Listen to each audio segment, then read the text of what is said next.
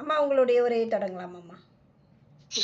நன்றி. அன்னை தமிழை வணங்கி அத்துணை பேச்சாளர்களையும் வணங்கி வாழ்க்கை அதிகம் கற்று தருவது இளமையில முதுமையில என்னுடைய கணிப்புல முதுமையில தான் அப்படின்னு சொல்லுவேன். எப்படி அப்படின்னு கேட்டீங்கன்னா, வாழ்க்கையில பிறப்பு முதல் இறப்பு வரை பணம் அப்படிங்கிறது ஒரு பிரதானமா இருக்கு வாழ்க்கையில. அது எல்லாத்துக்குமே தெரியும்.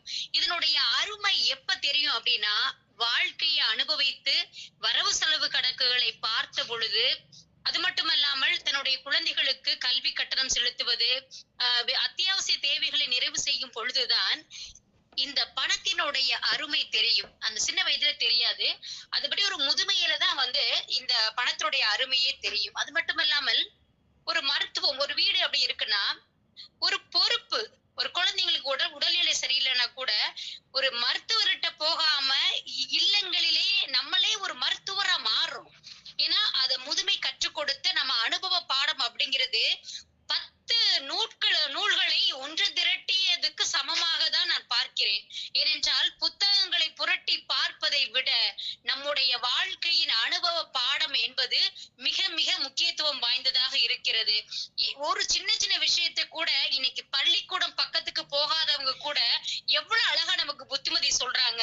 ஒரு கலாச்சாரம், பண்பாடு இப்படிதான் இருக்க வேண்டும் என்று கற்றுக் கொடுப்பது முதுமையில தான் கற்றுக் கொடுக்குறாங்க.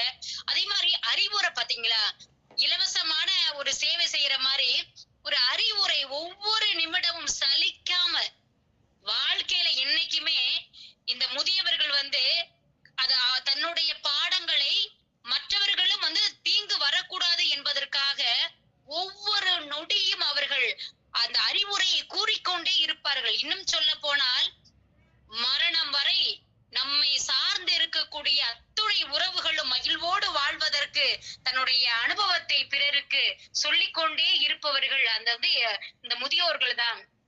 அது மட்டும் இல்லாம நம்ம ஒரு சில விஷயங்களை நம்ம யோசிக்கவே மாட்டோம். ஒரு ஆடம்பரமா செலவு பண்றது, இதெல்லாம் இன்னைக்கு நாங்க ஒரு கடை வச்சிருக்கிறோம்.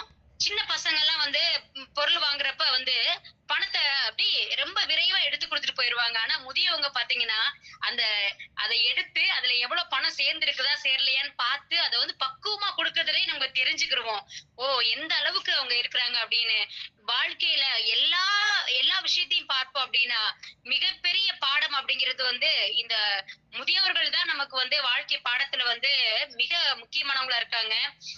அதான் வாழ்க்கை அதிக பாடம் கற்று தருவது இளமையில் அல்ல, எப்பொழுதுமே முதுமையில் தான் என்று அந்த நரை வருது பாத்தீங்களா நம்மளுடைய தலையில.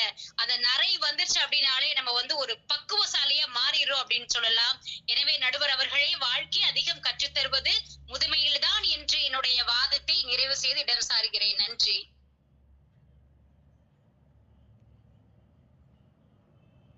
அம்மா உங்களுடைய மியூட் எடுத்து விட்டுருங்கம்மா. மியூட் போட்டிருக்கீங்கம்மா. நன்றிங்கம்மா, நன்றிங்கம்மா. கடைசியா வந்தாலும் உங்களுடைய உரை சின்னதா இருந்தாலும் கூட ரொம்ப அழகா உங்களுடைய கருத்தை ரொம்ப தெளிவுபடுத்திருக்கீங்க.